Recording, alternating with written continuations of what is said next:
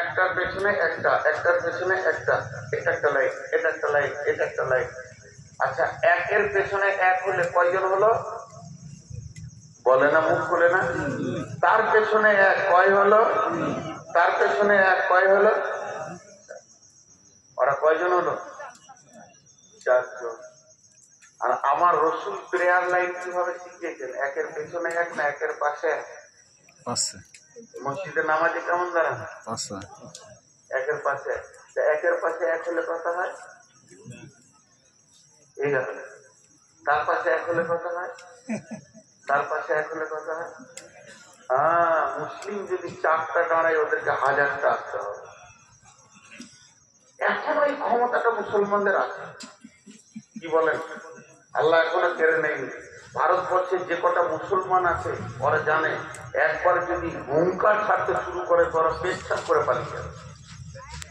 প্রশাসন শুধু ওদের সাথ দিচ্ছে তাই, তারপরও ভারতবর্ষের মুসলমান এখনো ধৈর্যের উপরে দাঁড়িয়ে আছে। যেদিন ধৈর্যের বাঁধ ভাঙবে, যেদিন এরা নামবে, সেদিন বিশ্বের অন্য জাতিরা পালাবার রাস্তা পাবে না। কারণটাও বলে দিই। এই আয়াতে আছে, আমি আয়াত পড়েছি, আপনাদের বিরক্ত লাগছে নাকি? এই আয়াত আছে, আমি বললাম আজকে অনেক মূল্যবান কথা বলবো। আমাকে একজন হিন্দু ভদ্রলোক মালদাতে জিজ্ঞেস করছে, অনেক মহব্বতের মানুষ, খুব দেখা সাক্ষাৎ হয়, বলছে এত মারার পরে পেছুচ্ছে না কেন?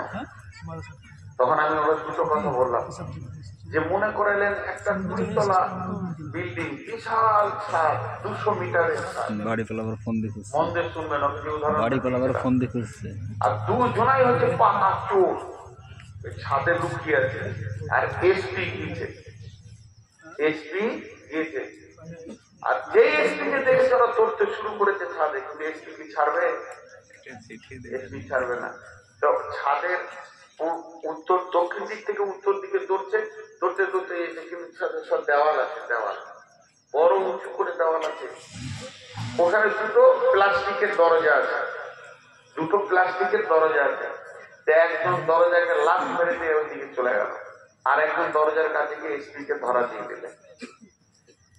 যে লোকটা লাফ মারলো না, ওর জ্ঞান কি?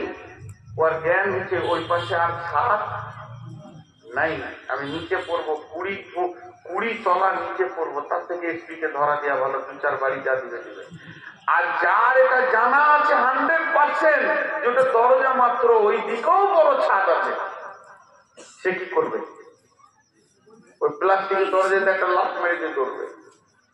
শুনেলেন, পৃথিবীর সমস্ত জাতি জানে মরে গেলি শেষ, আর মুসলিমদের জানা আছে মরার পরেই আসল জীবনটা। এর জন্য এরা মরতে ভয় করে না, বিশ্বনবী শহীদের ব্যাপারে কি বলেছেন শুনেলেন? যখন চারিদিকে মার কাট চলছে, তখন তো আমরা রাতেই করে বেড়াই। 3টে কথা শুনেলেন। বিশ্বনবী বলছেন যখন কোনো মানুষকে শহীদ করা হয়, সারা পৃথিবী দেখছে ওকে মারছে, কাটছে, কিন্তু তার যাতনাটা বিশ্বনবী বলেছেন পিপুলিকা কাটার থেকে বেশি নয়। তার যে জানটা যায়, পিপুলিকা কাটলে যতটা ব্যথা হয়, অতটা ব্যথাই তার জানটা চলে যায়। আল্লাহ নবী বলেছেন এটাই সত্য।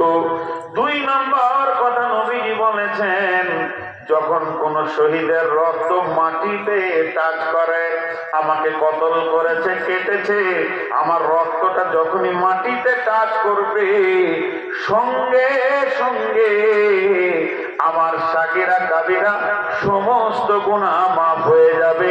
শুধু একটা গুনাহ মাফ হবে না, ঋণের গুনাহ মাফ হবে না। আমি যার কাছে পাবো, যে আমার কাছে পাবে, এটা কাউকে পুরা করতে হবে। এর জন্য বিশ্বনবী জানাজায় গেলে প্রথম ঋণের কথা জিজ্ঞেস করে নিতেন। আমার আব্বা মরে গেছে, আমি দাঁড়িয়ে বলবো, ও গাওয়ালা, বাপের ঋণের দায়িত্ব আমি নিয়ে নিলাম, বাপকে মাফ করে দাও। তারপরে জানাজা হবে। ঋণ এমন একটা জিনিস, তাহলে শহীদ হওয়াটা কত বড় জিনিস। 1 নম্বর, রক্তটা মাটির কাজ করবে। চুরি, ডাকাতি, বেঈমানি, সুদ, জুয়া, তাস, লুটো, কেনা, ব্যভিচার, লুচ্চামি, বেপরদা, সমস্ত গুনাহ মাফ, তাকে আল্লাহ মাফ করে দেবেন। এরপরে শহীদের মত হবে আসানে, হাসতে হাসতে জান্নাতে যাবে। তাহলে নামাজ কখন থেকে শুরু হয়েছে?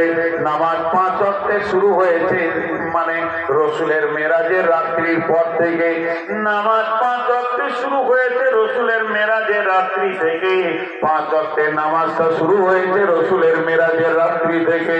এই নামাজটা চলবে কতদিন? চলবে চলবে চলবে চলবে, চলতে থাকবে কতদিন? একদম যেদিন পশ্চিমে সূর্য উঠবে সেই দিনে আজান আর নামাজ বন্ধ হবে। তাহলে কি জিহাদ বন্ধ হয়ে গেছে? জি না, জিহাদ চলছে। জিহাদ শুরু হয়েছে কখন?